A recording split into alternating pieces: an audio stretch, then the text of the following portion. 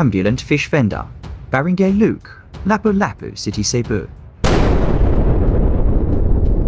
Sa ambulant fish vendor, maaari kang makahanap ng sariwang isda na diretso mula sa karagatan. Ito ay isang karaniwang tanaw sa mga baybayin o palengke kung saan naglalakad ang mga nagtitinda ng isda upang ipagbili sa mga mamimili. Ang mga ambulant fish vendor ay kilala sa kanilang sariwang produkto at maaaring mag-alok ng iba't ibang uri ng isda depende sa availability. Kapag bumibili ka sa isang ambulant fish vendor, maaari kang makatiyak na ang isda ay sariwa at galing sa lokal na pangisdaan.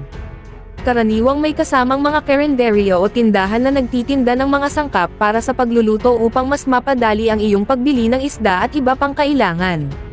Bagamat hindi ganap na restaurant, ang ambulant fish vendor ay isang magandang pagpipilian para sa mga gustong magluto ng sariwang isda sa kanilang tahanan o kahit saan man nila gustong magluto.